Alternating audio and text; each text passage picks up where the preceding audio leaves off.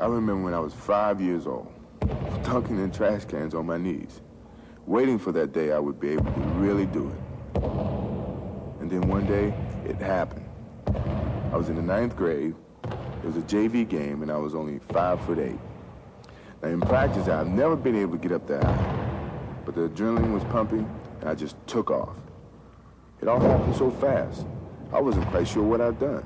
But you know, I just really loved that feeling. The perfect player to me is probably 6'5", 6'6", 200 pounds, jump like Michael Jordan, wear number 23 like Michael Jordan, and shoot like and play like Michael Jordan.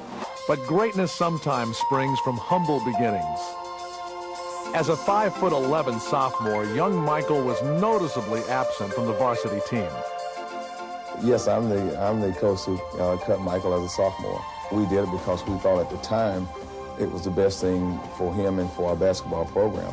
He was still growing, he was a good ball player, but we didn't think he was good enough yet to really make the contribution on the varsity that we felt we needed.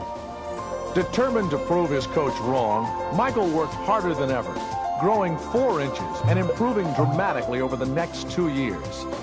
Michael really did was improve considerably between his freshman and sophomore year. He grew a couple inches, he matured physically, and just became a sensational player. He was very inconsistent as a freshman, but he's one of the most competitive ones we've ever had in our drills. He wanted to get better, and then he had the ability to get better.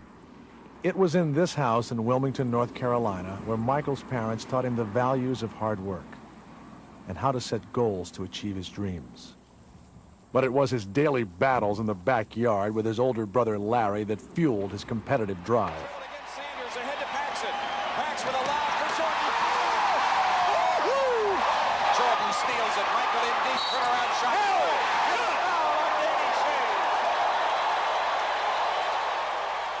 We used to play an awful lot. You know, we would play every day. And I always normally beat him. The thing that always drove Michael crazy was that Larry would beat up on him so much. And I think that he really got competitive playing his own brother. So he really helped me create some determination in myself to beat him. If I could beat him, I felt I could beat anybody. And finally, when I started to grow and my skills started to catch up with my height, I started to beat him convincingly. Obviously, Michael derives his athletic ability from his mother's side. But how does one explain his 6'6" frame? After all, there hasn't been a Jordan over 6 feet in recent memory. I joke with my mother all the time about that. I often ask her how tall was the mailman or the milkman. Everybody, before they talk to me, like maybe I talk to someone on the phone and they go, well, how tall are you? You know, I go, oh, I'm only 5'5", and they go, but how is Michael so tall? Who else is tall? And I go, Michael's the only taller in my family, and my dad's next, but he's only 6 feet. And they go, well, why is that? I go, I don't know, but I've seen the milkman, and I know it's not it.